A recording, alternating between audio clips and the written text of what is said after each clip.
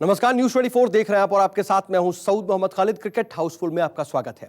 आखिर क्यों आकाश चोपड़ा की टीम में विराट कोहली को जगह नहीं मिली, पूरी खबर आपको दिखाएंगे। साथ ही बात करेंगे हार्दिक पांड्या की, जिन्हें आखिरी एक वक्त पर आखिर क्यों लगा कि अब उनका करियर खत्म हो जाएगा, यह खबर भी आपको दिखाएंगे। लेकिन सबसे पहले बात आईपीएल के सबसे बेहतरीन कप्तान की। हार्दिक पांड्या ने आईपीएल इतिहास की अपनी टीम चुनी है, जिसमें उन्होंने महेंद्र सिंह धोनी को अपना कप्तान बनाया है। ऐसे में अब सवाल यह है कि आखिर रोहित की कप्तानी में 4 आईपीएल खिताब जीतने वाले हार्दिक पांड्या को कप्तान के रूप में धोनी ही क्यों पसंद है।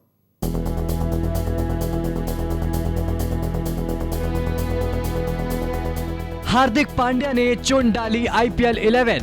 कप्तान के मामले में पांड्या का फसाया पेच। मुंबई के लिए खेलने वाले पांड्या को चेन्नई का कप्तान पसंद है।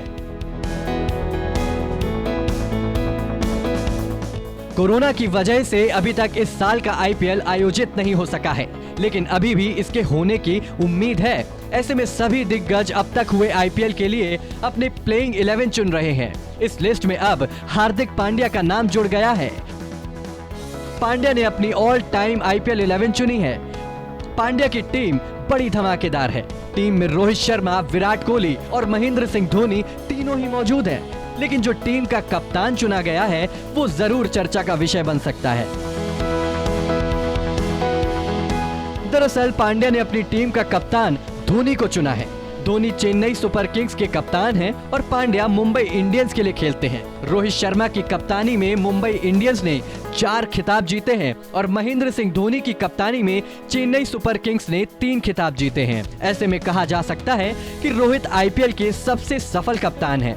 लेकिन पांड्या ने अपना कप्तान महेंद्र सिंह धोनी को चुना है, जो शायद रोहित को ना भाए। वैसे भी मुंबई इंडियंस आईपीएल की सबसे सफल टीम है और कप्तान रोहित शर्मा की अगुवाई ने टीम में 4 खिताब जीते हैं। ऐसे में सभी को उम्मीद थी कि शायद पांड्या की टीम के कप्तान रोहित शर्मा ही हो। वैसे पांड्या ने अपनी टीम रॉयल चैलेंजर्स बेंगलोर के कप्तान विराट कोहली को भी चुना है, जो मौजूदा समय में भारतीय टीम के कप्तान हैं। लेकिन पांड्या ने उन्हें भी दरकिनार कर डाला है। पांड्या की टीम पर नजर डाली जाए तो पारी के आगाज की जिम्मेदारी हार्दिक ने रोहित के साथ क्रिस गेल को दी है। वहीं तीसरे नंबर पर उन्होंने बल्लेबाजी के लिए विराट कोहली को चुना है। नंबर 4 पर एबी डिविलियर्स है। सुरेश रैना भी हार्दिक की इस टीम का हिस्सा है और नंबर 5 पर बल्लेबाजी के लिए उतरेंगे। नंबर 6 पर महेंद्र सिंह धोनी है और नंबर 7 पर खुद हार्दिक पांड्या। वहीं गेंदबाज के तौर पर सुनील नरेन, राशिद खान, जसप्रीत बुमराह और लसित मलिंगा इस टीम का हिस्सा है।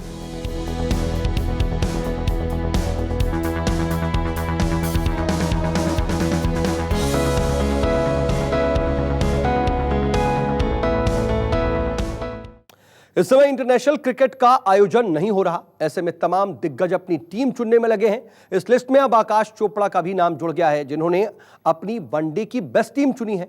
आकाश की इस टीम में सभी खिलाड़ी परफेक्ट हैं, लेकिन इस टीम का कप्तान जिसे चुना गया है वो देख करके आप जरूर चौंक सकते हैं।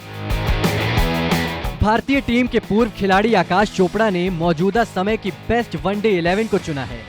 गौर करने वाली बात यह है कि उनकी टीम में महेंद्र सिंह धोनी को जगह नहीं मिली और इयोन मॉर्गन को उन्होंने अपनी टीम का कप्तान बनाया है। आकाश चोपड़ा लॉकडाउन के समय सोशल मीडिया पर काफी एक्टिव है। आकाश चोपड़ा की टीम में पाकिस्तान, श्रीलंका और अफगानिस्तान से कोई भी खिलाड़ी शामिल नहीं है। बाबर आजम इस टीम के 12वें खिलाड़ी हैं। महेंद्र सिंह धोनी भी इस टीम में शामिल नहीं है। चोपड़ा ने शाई होप और रोहित शर्मा को टीम के सलामी बल्लेबाजों के तौर पर रखा है। शाई होप इस टीम के विकेटकीपर भी होंगे। भारतीय टीम के कप्तान विराट कोहली इस टीम में 3 नंबर पर खेलेंगे, तो न्यूजीलैंड के दिग्गज बल्लेबाज रॉस टेलर को उन्होंने 4 नंबर पर रखा है। चोपड़ा ने टेलर की तारीफ करते हुए कहा कि पिछले 2 साल में उन्होंने काफी रन बनाए हैं। तो वहीं इयोन मॉर्गन न सिर्फ टीम के नंबर 5 के लिए रखा है, बल्कि कोहली के ऊपर उन्हें तरजीह देते हुए कप्तान बनाया है।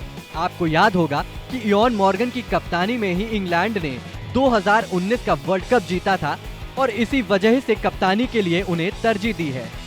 आकाश चोपड़ा ने ऑलराउंडर के तौर पर बेन स्टोक्स और शाकिब अल हसन को रखा है।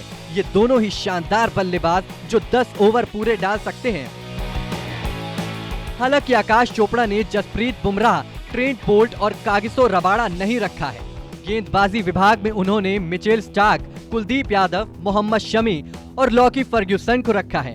हालांकि गौर करने वाली बात यह है कि आकाश चोपड़ा की टीम में धोनी को जगह नहीं दी गई और ये कहीं न कहीं एक बार फिर से आकाश चोपड़ा को धोनी के फैंस के निशाने पर ला सकते हैं, क्योंकि कुछ दिनों पहले ही आकाश चोपड़ा ने बताया कि धोनी को लेकर उनके फैंस ने उन्हें तो कोसा ही, यहाँ तक कि आकाश के परिवार को भी जमकर सोशल मीडिया पर ट्रोल कर दिया था।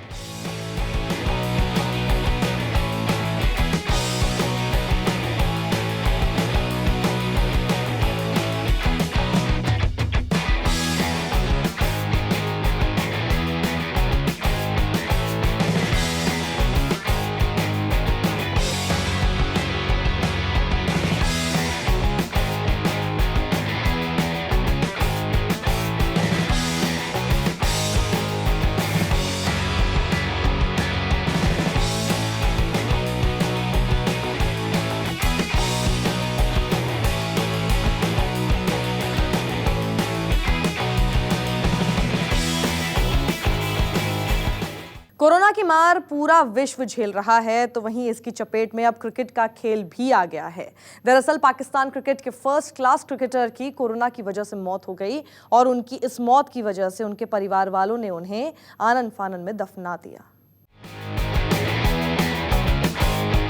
पाकिस्तान में एक और क्रिकेट खिलाड़ी ने कोरोना वायरस की वजह से दम तोड़ दिया है। पाकिस्तान के पूर्व प्रथम श्रेणी क्रिकेटर रियाज शेख को देश के दूसरे पेशेवर खिलाड़ी बन गए, जिनका संदिग्ध कोरोना वायरस बीमारी के कारण निधन हो गया।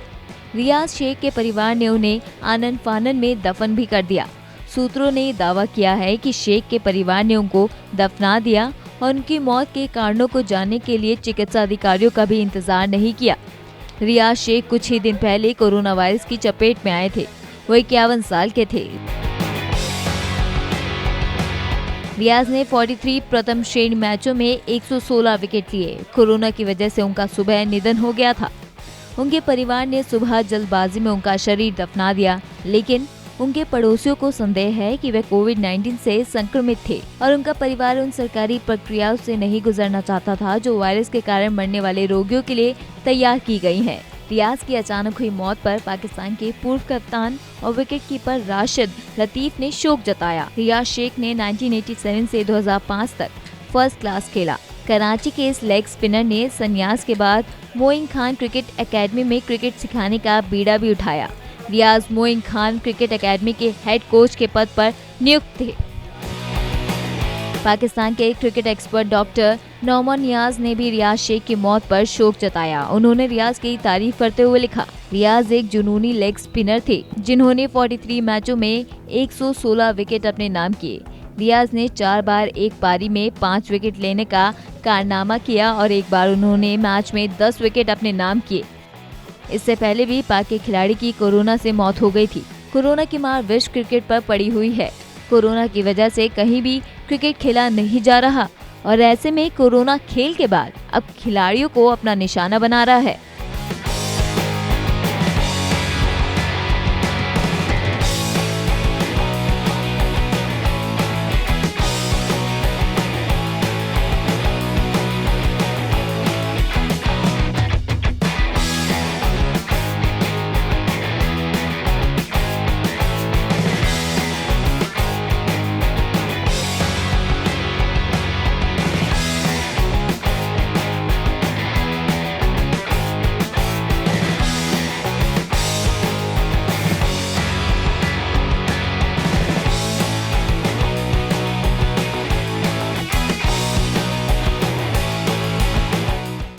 और अब बात हार्दिक पांड्या के करियर की। 2018 एशिया कप में चोटिल होने के दौरान पांड्या टीम से अंदर बाहर ही होते रहे।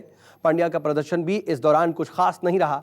ऐसे में पांड्या ने अब खुलासा करते हुए कहा है कि जब वो चोटिल हो गए थे तो उन्हें लगा था कि शायद उनका करियर खत्म हो गया।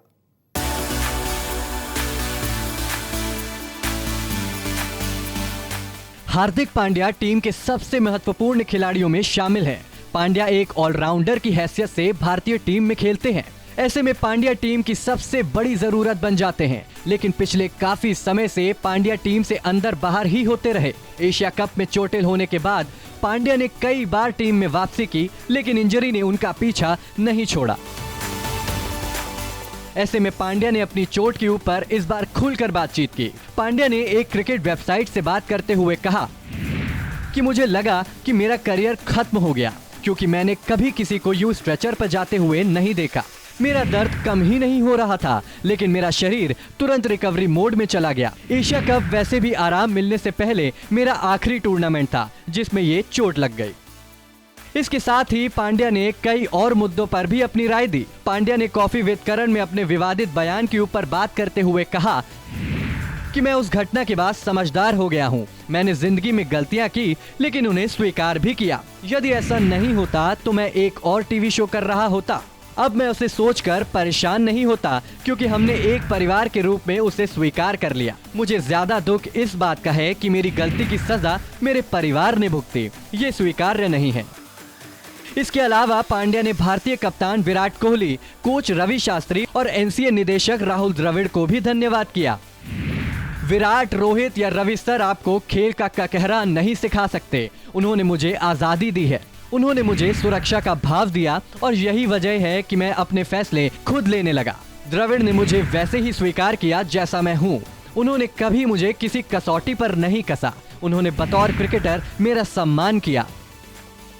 साफ है कि पांड्या ने चोट के बाद हाल ही में रिलायंस कप में शानदार वापसी की थी और वो दक्षिण अफ्रीका के खिलाफ सीरीज के लिए टीम में चुने गए थे, लेकिन कोरोना की वजह से सीरीज नहीं हो पाई और पांड्या क्रिकेट के मैदान में अपनी वापसी का धमाल नहीं मचा सके।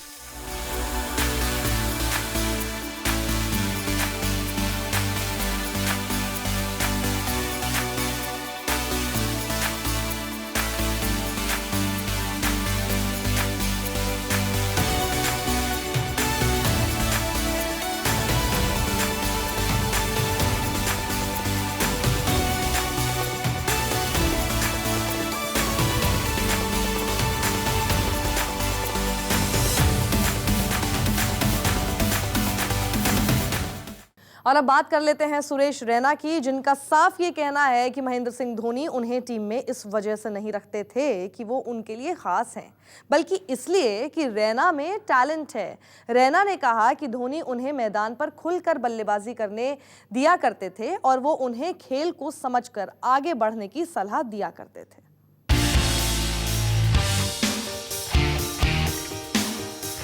टीम इंडिया के बल्लेबाज सुरेश रैना ने कहा है कि पूर्व कप्तान महेंद्र सिंह धोनी उन्हें खुलकर बल्लेबाजी करने की इजाजत देते थे।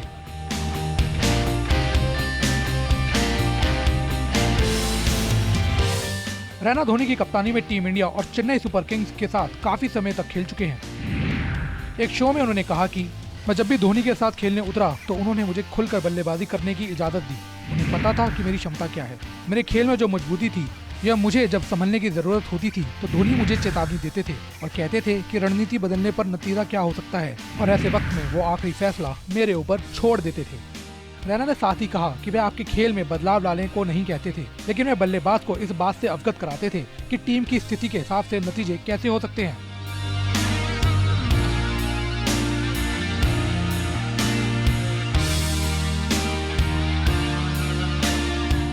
वे मेरी बल्लेबाजी को कवर कर देते थे और बताते थे कि टीम कहां तक जा सकती है। इससे मुझे फैसला लेने में आसानी होती थी।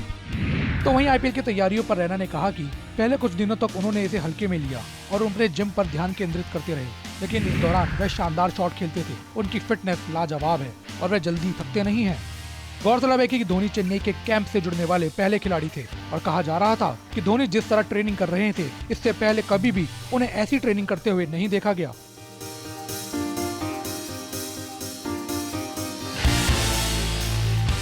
धोनी वर्ल्ड कप के बाद से टीम इंडिया का हिस्सा नहीं रहे हैं और इस बार का आईपीएल उनकी टीम इंडिया में वापसी के तौर पर देखा जा रहा था, लेकिन फिलहाल के लिए आईपीएल स्थगित हो गया है और इस साल ये होगा या नहीं, ये अभी तक एक सवाल बना हुआ है।